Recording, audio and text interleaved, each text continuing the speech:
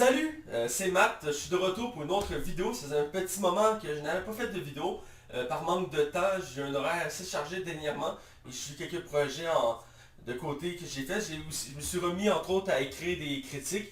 Peut-être que vous les avez vus sur le web, sur mes pages. J'ai commencé à écrire quelques critiques, ça faisait longtemps que je n'avais pas fait cet exercice-là. Ça m'a fait du bien, ça fait changement dans mes habitudes et je pense qu'il y a un bel accueil. Donc je vais sûrement commencer à faire des écritures des critiques de films et de séries. Donc j'invite à aller voir ça. Bref, cette semaine, c'est pas le sujet de ma vidéo. Cette semaine, je vous parle de mes lectures BD. Ça faisait un petit moment que j'avais pas fait une vidéo à ce sujet. Alors on y va sans plus attendre. J'ai 4 BD comme d'habitude à vous faire découvrir. 2 BD d'ici, une Marvel et une indépendant. Donc on y va sans plus attendre. Je commence avec ma première BD qui est une BD de Batman. Étant un grand fan de Batman, je lis tout ce qui passe en Batman en français. Donc celui-ci est une BD assez récente quand même. Je l'avais évité à sa sortie, parce que j'avais lu trop de Batman à ce moment-là et je voulais varier un peu mes lectures. Et donc j'ai attendu un peu, finalement on m'a vraiment poussé et conseillé à le lire. Et sans regret, je suis vraiment content d'avoir lu. C'est Batman White Knight, vraiment une belle lecture de Shane Murphy. Il y a juste un tome en français, même si on commence à faire une suite en anglais de cette lecture-là. C'est une histoire qui se lit du début à la fin dans un seul tome. Donc c'est bien si on veut faire une lecture unique dans l'univers de Batman. Puis c'est univers vraiment, il n'est pas dans la continuité actuelle de l'univers Rebirth de Batman ou des univers récents de Batman. C'est vraiment une histoire à part qui a été créée par Sean Murphy qui s'approprie vraiment l'univers de Batman avec, ma foi, un aspect assez unique. Et dans le fond, l'histoire de White Knight n'est pas le chevalier blanc classique qu'on connaît qui était à la base Harvey Dent, qui est devenu Double Face. Ici, c'est dans le fond encore un énième conflit entre Batman et le Joker. Et le Joker va se tanner de cet acharnement qu'il a sur lui et d'être la victime, d'être montré comme le mal absolu. Il va décider de vouloir changer les choses et il va décider de se guérir et de devenir la solution pour sauver Gotham. Et en disant de comment je dis ça, son idée de base, c'est que pour à sa logique à lui, c'est que c'est Batman le problème de la ville. Batman crée les méchants, crée la destruction autour de lui. Et c'est lui vraiment l'ennemi numéro un de Gotham. C'est pas lui, c'est pas le Joker, c'est Batman. Et donc il va vraiment vouloir renverser la situation. Et on a droit à une histoire vraiment assez inversée d'un univers vraiment qui a des beaux hommages entre autres au film de Tim Burton et de Nolan de Batman, mais aussi au univers des comics. Et on va avoir une histoire assez unique, assez comment je dirais ça, surprenante, fascinante, captivante. Toutes les synonymes que vous pouvez trouver, mettez-les là.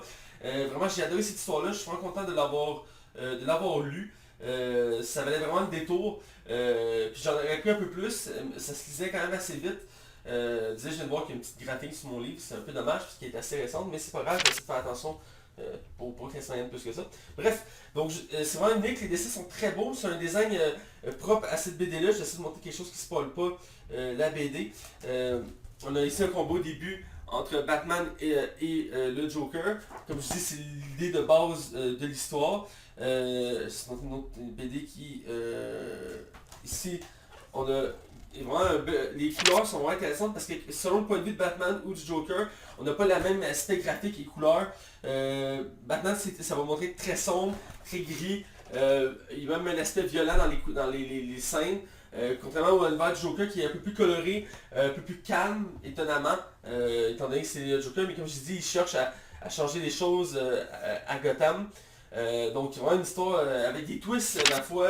Il y en a beaucoup qui choquent dans cette histoire-là, qui tournent autour entre autres, entre autres du passage du Joker. Il y a des twists vraiment assez particulières qui m'ont quand même choqué, mais que j'ai trouvé intéressant et original. J'ai fait «Ah, c'est osé!» Et dans cet univers-là, ça se tient, c'est logique, et ça apporte même des pistes de réflexion sur les adaptations actuelles au cinéma de l'univers de Batman. Entre autres, je dirais de l'univers étendu en ce moment avec Batman vs Superman, Justice League, Suicide Squad, où on voit différents personnages de l'univers de Batman. Il y a quelques critiques de ce côté-là dans cette BD-là. Puis comme je dis aussi à toutes les autres œuvres de Batman, il y a des bels hommages. Entre autres, c'est pas un spoil, mais les Batmobiles, les fameux véhicules de Batman. À un moment donné dans Batcave, on peut voir plein de modèles de la Batmobile et ça fait référence à plein de films et d'univers de Batman qui ont existé. Donc j'ai aimé ce petit clin d'œil là, ce petit hommage là. C'est vraiment une bonne histoire, une des meilleures histoires de Batman que j'ai lues dernièrement. Puis j'en lis beaucoup de Batman. Puis c'est vraiment unique comme histoire. L'aspect graphique il est vraiment spécial, il est pas, comme je dis ça, il est pas le style moderne qu'on a l'habitude d'avoir dans les BD Rebirth, mais le style que je vous ai montré, il est vraiment propre à l'auteur, et ça ajoute quelque chose aussi qui montre que c'est pas le même univers. En voyant ces dessins-là, on sait tout de suite que on est dans l'univers à part de Batman, mais ça reste des très beaux dessins. Surtout, j'ai bien aimé le style de Batman. Il le montre vraiment comme massif, sombre, quasiment une brute. Puis l'aspect aussi, on voit divers méchants de Batman, leur style, j'ai vraiment beaucoup aimé. C'est vraiment un beau style graphique. Puis, je le disais déjà, voyons, les couleurs, comme je disais, les jeux de couleurs sont vraiment très bien utilisés. Je dirais qu'il y a un petit détail, on le voit sur la couverture, qui m'a un peu dérangé. Mais c'est un détail, c'est que le Joker dans cet univers-là a deux yeux, mais pas la même couleur. Il y a un œil vert et un œil rose. C'est assez particulier, mais il y a une certaine logique à travers l'histoire, mais moi j'ai moins capté de ce côté-là.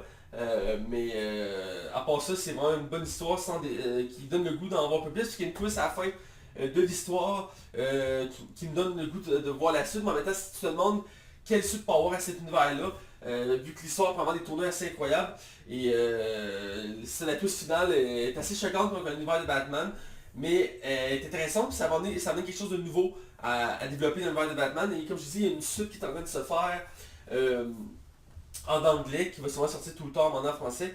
J'ai hâte de lire la suite, mais pour l'instant c'est juste un tome, il n'y a pas de numéro comme je dis, parce que c'est une histoire qui se lit du début à la fin de là-dedans, et on peut être satisfait de ce qu'on lit là-dedans, donc Batman White Knight, je vous invite à la découvrir, ça vaut amplement le détour. Deuxième BD de DC, c'est une nouvelle série que j'ai commencé qui est sortie tout récemment en français. C'est Justice League Dark, le crépuscule de la magie, tome 1, qui est une nouvelle histoire, un nouveau traduction en français de Urban Comics. On commence à sortir de nouvelles histoires. Entre autres, il y a Red Hood et Teen Titans qui sortent très bientôt en français. J'ai très hâte, même si Red Hood, j'ai fini par les prendre en anglais. Ceux qui suivent une vidéo, vous le saviez. J'ai décidé de prendre ça ici. J'avais aimé la version New 52 de cette aventure-là de la Justice League Dark, excusez-moi, j'ai de la misère. C'était une version de la Justice League basée sur la magie. Donc c'est tous des personnages en rapport avec la magie dans l'univers de DC qui s'alliaient pour affronter des ennemis communs qui nuisaient à l'univers de DC. Et ici c'est vraiment le même principe, sauf qu'on a retravaillé l'équipe. On a vraiment des nouveaux membres, entre autres le nouveau leader de l'équipe. C'est pas rien, on peut quand même, un des personnages les plus importants de DC, c'est Wonder Woman qui va faire office de leader et c'est elle qui va reformer le groupe de la Justice League Dark dans ce tome-là. Mais on a toujours quelques membres communs à l'ancienne version. Je vais vous les sortir parce qu'il y a quelques-uns que je ne connaissais pas les noms.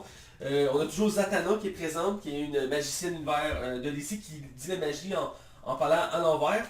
On a Man-Bat qui est un méchant univers de Batman qui ici est devenu un anti-héros. On a la créature des marais, Swamp Thing, personnage vraiment emblématique de DC qui a droit une série récemment sur la plateforme DC Universe qui a été annulée malheureusement après une saison. Mais c'est un personnage qui a vraiment un univers assez unique, assez particulier à découvrir. John Constantine, un personnage que j'adore beaucoup, qui à la base n'était pas dans DC, qui a été introduit dans DC, qui est un magicien qui a fait un pacte avec le démon, tout ça. C'est une histoire lui aussi très complexe mais très fascinante. Et un dernier ajout que lui je connaissais pas vraiment, je te dirais dans le groupe, sont 6 à l'origine, on peut le voir ici sur la page d'accueil. Ils sont 6 membres à la base. C'est Détective Chimp. C'est un singe devenu intelligent, qui est devenu détective, et qui un de ses amis, un héros qui est pas connu, pas connu. C'est un héros assez récent de l'univers de DC, qui est une espèce de chevalier qui protège une dimension, qui s'est sacrifié à un moment donné, et il a légué son épée magique à ce singe-là. Donc en plus d'être un singe intelligent et qui est un détective, il y a une épée magique pour se protéger et s'en servir aussi. Et donc cette équipe-là va enquêter parce que ça fait suite à des événements que je n'ai pas lus, qui ont rapport avec les derniers événements de la Justice League, qui est No Justice, qui est un récit complet aussi qui est disponible en français, où que l'univers de la magie va être ébranlé et même mis à risque que la magie pourrait disparaître. C'est l'idée de base de cette histoire-là, c'est de protéger la magie pour pas qu'elle disparaisse. Et ces personnages-là vont enquêter, c'est vraiment une histoire d'enquête où on va suivre ces personnages-là et essayer de comprendre ce qui se passe, pourquoi la magie est déstabilisée, pourquoi elle est à risque de disparaître. Puis c'est pas rien parce que la magie c'est quand même un aspect important de l'univers de DC. Et ça va être confronté à un paquet de personnages. Ici, on a un court moment avec la Justice League où on voit entre autres des répercussions sur la magie. Et vraiment, on comprend aussi l'origine de la magie dans DC. On va autant du côté de la mythologie grecque que vraiment ailleurs dans le multidimension et tout ça. Vraiment, il y a une explication assez intéressante de d'où vient la magie dans l'univers de DC. Elle n'est pas complète dans ce tome-là. J'ai bien hâte de lire là-dessus pour en avoir plus d'informations. Mais la date est intéressante. On a aussi un peu d'origin story de Wonder Woman, ce qui est un peu étonnant, étant donné qu'on se concentre sur une équipe comme ça. Mais ça explique aussi la magie, vu étant donné qu'elle est devenue la leader de ce groupe-là, c'est parce qu'elle a un lien avec la magie, normalement avec la mythologie grecque. Et donc il va y avoir comme une origin story que je suis surpris que la manière que c'est mis, c'est vraiment intéressant, sauf que je comprends pas pourquoi ça n'a pas été perçu avant ça, la manière, parce que dans sa jeunesse, il est arrivé un traumatisme avec Wonder Woman qu'elle a oublié par la suite. Et elle s'en rappelle juste à ce moment-là, dans cette histoire-là, ce traumatisme-là. Je trouve ça un peu légèrement facile de faire ça comme ça. Mais dans l'ensemble, ça se prend bien pour l'histoire. Et tous les personnages sont vraiment intéressants à suivre. L'univers, on va dans des directions que l'univers DC nous emmène pas d'habitude. L'univers plus sombre de DC. Il y a un lieu que j'aime bien dans cet univers-là, je connaissais un peu. C'est un bar qui commande plusieurs dimensions, que tu peux aller là pour relaxer tout ça, puis après tu retournes sur Terre ou whatever. J'aime bien ce petit endroit-là de calme, où tous les personnages qui gravitent autour, comme je dis, on voit Justice League, on voit d'autres personnages d'univers magique de DC. Entre autres, on voit beaucoup de méchants en rapport avec la magie de DC dans ce livre-là. Entre autres, on voit Dr. Fate, qui est un personnage qui est vraiment le plus emblématique de l'univers magique de DC. Ici, il y a une courte apparition qui a quand même un impact assez important dans l'histoire. Et dans l'ensemble, c'est vraiment une bonne histoire. Je trouve ça rafraîchissant comme lecture. Ça fait différent de mes lectures que j'ai d'habitude de Green Arrow, Green Lantern, Batman, Aquaman, etc. C'est vraiment une lecture qui nous amène à une belle direction. Et j'ai bien aimé l'équipe qu'ils ont choisi, même si quelques membres sont de retour. Ils ont choisi de nouveaux membres assez particuliers. Comme je dis, le singe détective, moi j'aime bien, il y a des bonnes répliques dans l'histoire. C'est pas le personnage le plus badass, mais il y a des bonnes répliques. Man-Bat aussi qui est étonnant. Vous savez qu'il y a une tendance actuellement dans l'univers des DC de prendre des méchants emblématiques, particulièrement de Batman je trouve, et d'en faire des anti-héros. Dans Détective Comics, il a fait ça avec Gueule d'Argile. Ça m'avait un peu dérangé, étant donné que Gueule d'Argile est vraiment un méchant emblématique de DC que j'aime beaucoup, de Batman je veux dire. Et ici ils ont fait ça avec Man-Bat, mais Man-Bat, c'est quand même logique en soi du fait qu'il devient une espèce d'anti-héros. Il veut comme se repentir de ses crimes passés et il a comme amélioré son sérum parce que Man-Bat, c'est un scientifique qui a créé comme un sérum qui l'a comme transformé accidentellement en chauve-souris. Et ici, moi, c'est bien travaillé. John Constantine, toujours mystérieux. J'en aurais pas un peu plus de lui, c'est le moins présent de la gang, mais toujours intéressant à voir aller. Ça me donne le goût entre autres de lire du Swamp Thing, parce qu'il est quand même assez important dans l'histoire Swamp Thing. Mais vraiment, c'est une bonne histoire, je t'invite à découvrir. C'est une histoire assez différente à lire de DC et rafraîchissante. Lisez ça. Actuellement, je sais pas combien il va y avoir de tomes, il y en a un deuxième de prévu, j'ai bien hâte de le lire. J'aime bien la nouvelle formule de Justice League Dark, je trouve ça vraiment bien. Donc je t'invite à découvrir Justice League Dark. On va du côté Marvel. J'ai une seule BD pour vous cette semaine. C'est du Venom, c'est le dernier tome en date du Venom dans le Marvel Dark, qui est la branche plus sombre, c'est le nom le dit, l'univers de Marvel. Toutes les histoires qui sont plus violentes, pas pour un public général, vont se retrouver là. Il y a des histoires de Hulk, de Wolverine, de tout l'univers magique entre autres de l'univers de Marvel va se retrouver là. Doctor Strange est un peu à part de ce côté-là par contre. Et donc Venom. Et ce qui est particulier, ce qui m'avait dérangé du premier tome, du précédent tome que j'avais acheté, c'est qu'ils ne mentionnent pas que c'est un tome. Ils mettent le nom, c'est Venom, Venom Mania, Marvel Dark, mais c'est pas écrit, mettons, tome 3. Par contre, quand on va voir en arrière dans la dernière page, qu'on voit toutes les BD disponibles, on constate que c'est comme le troisième ou quatrième BD d'Agent Venom disponible à l'heure actuelle qui se suivent. Donc ça, c'est comme le numéro, je sais pas moi, mettons 20 à 27 de l'Agent Venom, mais c'est pas mentionné que c'est le tome 3, donc je trouve ça un peu dérangeant. Mais en même temps, il y a toujours une mise en contexte au début. C'est vraiment intéressant comme histoire. C'est comme je le mentionnais sur Agent Venom, qui est dans le fond le méchant emblématique de Spider-Man, qui est Venom, qui avec le temps a beaucoup été retravaillé comme personnage. Et récemment dans les BD, ils ont décidé de changer un peu son histoire, de renouveler son histoire. Maintenant c'est plus Eddie Brock, vraiment l'autre habitué de Venom qui le possède, mais c'est Flash Thompson, un autre personnage de Spider-Man qui était comme la brute de l'école de Spider-Man, qui le martyrisait, tout ça, qui est un vétéran de guerre qui a perdu l'usage de ses jambes. Et le gouvernement a proposé de participer à un programme où qui va donner le nouveau hôte de Venom. Et Venom a été, comme je dirais ça, il y a eu un lavage de cerveau. pour qu'il soit plus docile. Et donc il va donner Agent Venom, un agent qui travaille pour le gouvernement, mais rapidement ça va dérailler parce que c'est quand même Venom. Et il va toucher beaucoup à l'univers magique de Marvel, entre autres tout ce qui est démoniaque. Et il va aller, il sera pas à New York, ce qui est intéressant je trouve, parce que ça renouve le genre. Il va se promener à différentes villes, il va venir par atterrir une ville, je pense que c'est San Francisco je crois, ou aussi à San Francisco il me semble. Et il va devenir le héros de cette place. Il va être tourmenté parce que Flash Thompson, beaucoup de regrets, beaucoup de traumatismes dans sa vie.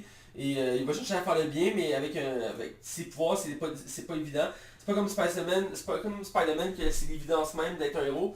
Venom c'est plus nuancé, il n'hésitera pas. Flash Thompson n'hésitera pas à tuer si c'est pour faire la justice, d'où le fait qu'il cadre bien avec Venom. Vraiment, il y a un bel aspect graphique, j'aime beaucoup l'aspect graphique de Venom. C'est pas ma première lecture d'Agent Venom, mais j'aime bien. C'est vraiment intéressant, puis les scènes d'action là-dedans sont vraiment folles. Il y a beaucoup d'effets, je pourrais dire, spéciaux, mais dans le sens que ils mettent beaucoup de couleurs, comme des explosions, beaucoup de rouge, beaucoup d'orange. Les scènes sont vraiment bien découpées, on a vraiment l'impression qu'ils se battent, puis il y a l'aspect de Venom on dirait que plus ça avance, plus qu'il devient comme démoniaque, si je peux dire. Il y a des belles interactions parce que c'est aussi une enquête policière en parallèle. Parce que dans le fond l'histoire tourne autour du fait que Venom enquête sur des morts étranges en rapport avec des rituels démoniaques. Et il va croiser, comme on voit cette couverture, il y a un deuxième Venom, il va croiser une jeune fille qui va être en contact avec son Venom et sans faire exprès, il va créer un deuxième Venom. Et il va devoir l'aider à contrôler ses pouvoirs et ensemble vont mener une quête, une enquête et une sorte un peu de vengeance sur un ennemi commun. Et ils vont croiser quelques ennemis connus de l'univers de Marvel qui vont interagir avec Venom. Et vraiment, ça fait des belles scènes. Venom, ça amène un aspect qui est différent de l'aspect Spider-Man ou Marvel original. Il n'hésite pas dans le côté sombre, dans la violence brute. Il ne se trompe pas à franchir la ligne, puis ça fait vraiment des scènes très violentes. Puis vraiment, des fois on peut être choqué par la façon que c'est fait parce qu'il peut y avoir du sang, il peut y avoir des scènes, tu dis oh il va juste l'arrêter, il va le maîtriser, mais non, il va pas hésiter à être tiré dessus, à le couper en morceaux, des trucs comme ça. C'est vraiment un aspect assez particulier. Voyons, il y a quelques twists dans l'histoire qui l'espèce a des suites qui s'en viennent, ça c'est sûr et certain. Mais que j'aurais aimé un peu plus de réponses dans ce tome-là, parce que c'est quand même survolé. Mais surtout à la fin, il y a comme une espèce de deal qui est fait, et c'est assez choquant. Et ça donne vraiment le goût de continuer à lire du Agent Venom. Je sais pas combien de tomes de prévu, je sais que, sans me tromper, l'aventure Agent Venom est terminée, à ce que je sache. Parce que c'est des traductions qui datent de 2017-2016. Et donc, à ce que je sache, Venom est redevenu Venom qui était avant. Mais j'adore beaucoup l'aspect Agent Venom, ça permet de renouveler vraiment le style de Venom en faisant un anti-héros qui se bat avec des guns, qui est plus un justicier, mais que ça part d'ombre. C'est pas juste comme le classique Venom où il veut absolument se venger de Spider-Man, qui va pas hésiter à faire le mal, tout ça, qui va bouffer du monde. Ici, c'est un peu plus nuancé, un peu plus travaillé. J'aime vraiment ce côté-là de Venom. C'est une belle relecture de l'univers de Venom. Mais comme je dis, il faut faire attention en français parce qu'il n'indique pas les tomes, donc je trouve ça un peu dommage. Je sais aussi que récemment, il y a une autre BD de Venom qui est sortie, puis qui réunit, je pense que c'est le cercle des 4, ça s'appelle, je le vois ici. Ça réunit Venom avec Ghost Rider, X-23 et Hulk Rouge. Et j'ai lu récemment que c'est une des BD à voir absolument sur Venom et sur ce groupe-là. Parce qu'ils font vraiment, il y a vraiment un combat épique et une twist vraiment intéressante à la fin de l'histoire de cette BD-là qu'il faut vraiment voir. Et ça va être une prochaine lecture, je crois, de Venom. Mais vraiment, Venom, c'est un personnage à découvrir si vous ne le suivez pas. Parce qu'il y a vraiment une histoire vraiment plus développée qu'avant, qu'à son origine. Donc vraiment, ça vaut le détour, Venom. Et je suis déjà rendu à ma dernière BD. Ça passe vite. C'est le tome 2 en anglais de The Boys, qui est un omnibus volume 2. J'avais pris le 1 il n'y a pas très longtemps de ça, je vous en avais parlé dans une de mes dernières vidéos chez Dynamite. J'ai continué ma lecture, c'est des grosses briques, ça m'a pris, c'est pour ça entre autres que j'ai pas fait de vidéo récemment. J'ai voulu vraiment prendre le temps de lire cette BD-là, comme vous voyez c'est vraiment une grosse brique. C'est une lecture qui m'a pris un certain temps parce que oui je lis en anglais, mais il y a beaucoup de textes là-dedans et donc pour vraiment comprendre tout l'aspect de l'histoire, j'ai vraiment pris le temps de le lire correctement. Il y a beaucoup de matière là-dedans. C'est pas une BD juste sur l'action ou sur comme les grosses twists. C'est beaucoup sur le dialogue qui parle de la société, sur les travers, sur ce qui cloche. Ils font beaucoup de comparaisons à l'univers super qu'on connaît comme dans l'univers de Marvel ou DC. Ça montre vraiment les aspects, comme je dirais, comme si ça aurait déraillé. Aussi le rapport avec les médias, ce qui est vrai, ce qui est pas vrai, les fake news si vous voulez. Il y a beaucoup d'aspects de travailler là-dedans. Sur le fait de l'image publique versus l'image privée. C'est beaucoup travaillé dans ce tombe-là. Le fait que, en ce moment, vous voyez, j'ai une bonne image publique, mais en privé, est-ce que je suis un psychopathe? Ça paraît pas en me regardant comme ça, mais je pourrais être un psychopathe. C'est beaucoup travaillé là-dedans, cet aspect-là. Et c'est toujours évidemment centré sur le fait que les super-héros ont déraillé. Et l'aspect graphique aussi est très beau. J'aime beaucoup les dessins utilisés dans ces vidéos-là, même si c'est un peu vieillot. Ça date au début des années 2000. L'aspect graphique de Garth Ennis est vraiment excellent. J'aime beaucoup. Ces BD-là, ils n'hésitent pas non plus. Comme je dis, c'est pour un public averti. Je l'avais dit dans la précédente vidéo. C'est pour un public averti parce qu'ils ne seront pas à mettre du gore, de la violence, du sang, du sexe, de la nudité. Il n'y a aucune limite à ce qu'on peut voir dans cette BD-là. C'est vraiment, il y a des passages des fois qui sont couverts de sang, où il y a 3-4 filles tout nues, 3-4 gars tout nus. Vraiment, ça peut être très choquant comme lecture, c'est pas pour tout le monde. Mais c'est vraiment très intéressant à lire. J'ai beaucoup aimé ma lecture, comme je dis, ça fait un certain temps à lire.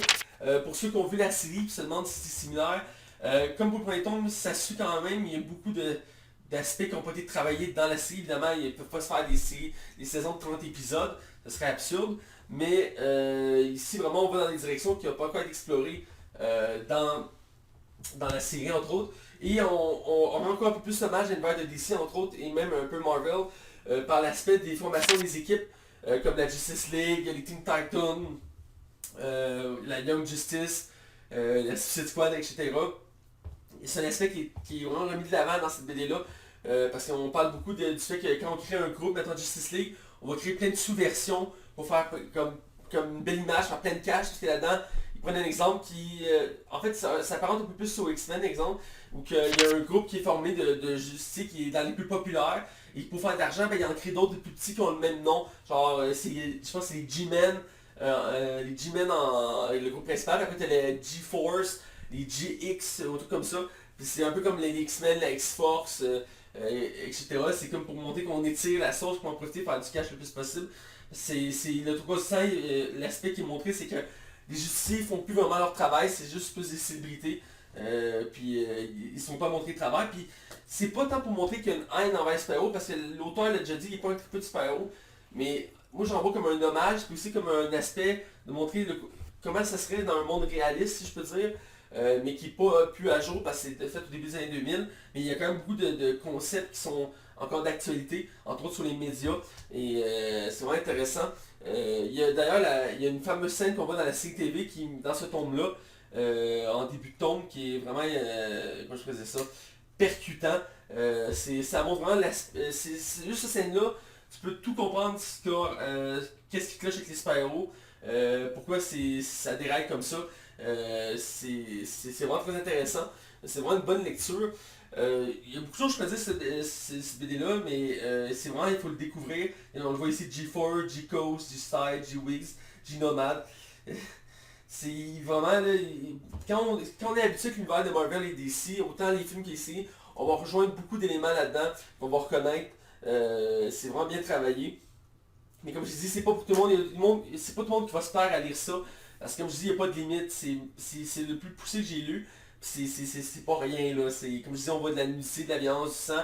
Puis il y a des scènes, c'est gratuit souvent là. Mais dans l'ensemble, c'est savoureux, c'est une bonne lecture. Il y a 6 tomes au total, si je ne me trompe pas. Je suis rendu au deuxième, donc prochainement je vais sûrement prendre le troisième. C'est des bonnes lectures.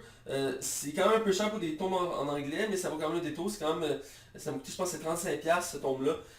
Donc ça vaut vraiment le détour quand même. Et même pour ceux qui n'aiment pas l'univers super-héros, qui n'aiment pas les comics super-héros, qui aiment quand même lire des comics de genre varié, c'est vraiment une lecture à voir parce que oui, c'est basé sur l'univers super-héros, mais c'est pas l'aspect comment je dis ça, c'est pas pour montrer, de mettre de l'avant les super-héros, c'est de mettre de l'avant la société par rapport à eux. Donc c'est vraiment une bonne lecture de ce côté-là, puis vraiment différent. Donc j'invite à lire ça et à découvrir absolument la série TV The Boys qui est sur Amazon, qui la première saison est disponible, la saison 2 va arriver l'année prochaine, donc ça va vraiment avoir des tours. Donc c'est déjà tout pour ma vidéo de mes lectures BD, j'espère que vous avez apprécié. C'était 4 BD, j'ai déjà mes prochaines lectures.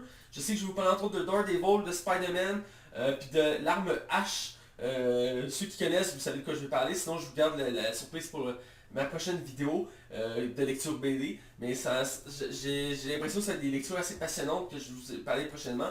Donc là-dessus, écoutez, je vous souhaite de bonnes lectures. Je vous demande de rester attentif à ma chaîne. N'hésitez pas à partager, à commenter, à liker. C'est important pour moi, pour ma visiter, pour savoir si vous aimez mes produits.